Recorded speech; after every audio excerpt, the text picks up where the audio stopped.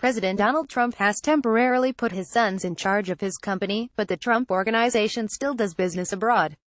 That has prompted questions about whether that might influence Trump's official decisions.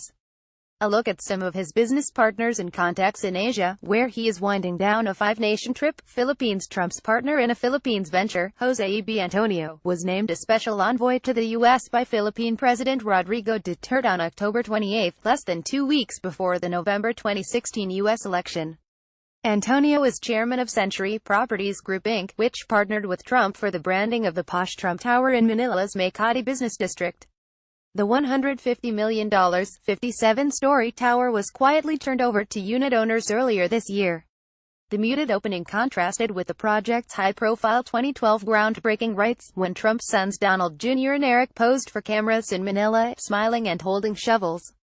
Antonio rose from modest beginnings but has been listed along with his son Robbie Antonio by Forbes magazine as the Philippines' 28th richest family, with a combined net worth of over $400 million in 2017. Paris Hilton, Versace and Armani are among Antonio's other rich and famous business partners.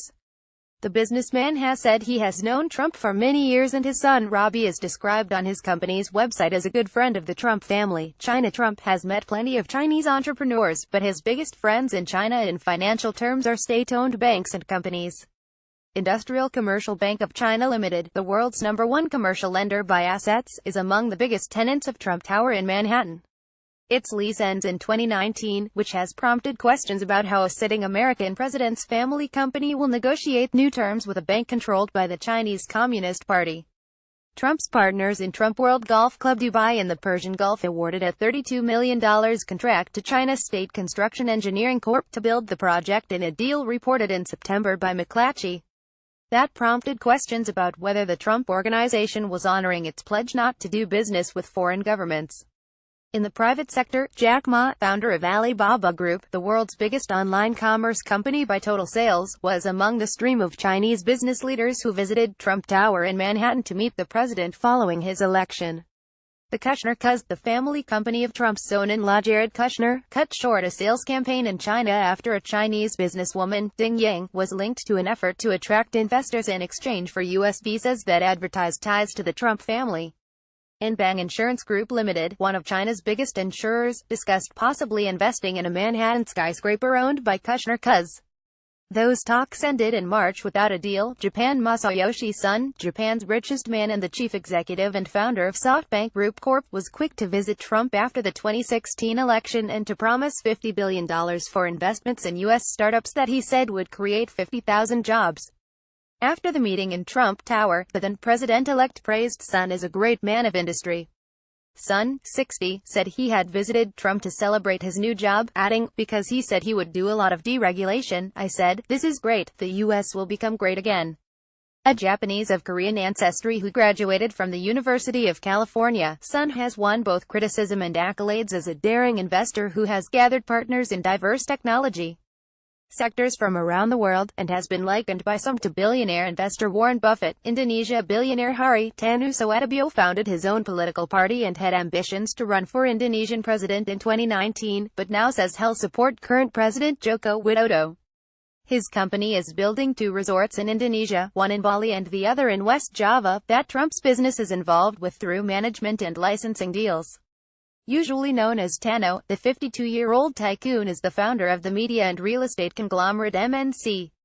He has been dogged by a criminal investigation this year into accusations that he sent threatening text messages to a deputy attorney general who was investigating a tax case involving an MNC company, Malaysian property developer Tia Ju Kim, whose father is one of the Southeast Asian country's wealthiest businessmen, licensed the Trump brand for a hotel and condominium tower in Vancouver, Canada, before Trump's political ascent. Trump's sons Donald Jr. and Eric attended the opening in March for the gleaming, 69-story building, where he owned a bedroom apartment at 699 square feet 65 square meters starts at around $1 million. In an interview with the Associated Press just before the hotel's opening earlier this year, Ju Kim said he found Trump's statements about Muslims, Mexicans and women extremely stressful. "I did a lot of soul-searching because people were attacking me for it," he said. Ju Kim, 37, is the son of tycoon Tony Tia Thikian, a staunch Christian who built his fortune in stockbroking in the 1990s before expanding into real estate. Groomed to inherit the family business, Ju Kim last year was appointed CEO of its property arm Ta Global. He also runs the Canadian-based Holborn Group. Raised in Kuala Lumpur, he studied at Oral Roberts University in Tulsa, Oklahoma, and earned a master's degree in international business at Macquarie University in Sydney. Associated Press writers Elaine Kurtenbach in Tokyo, Teresa Sarohano in Manila, Philippines, Joe McDonald in Beijing, Stephen Wright in Jakarta, Indonesia, and Eileen Ding in Kuala Lumpur, Malaysia, contributed to this report.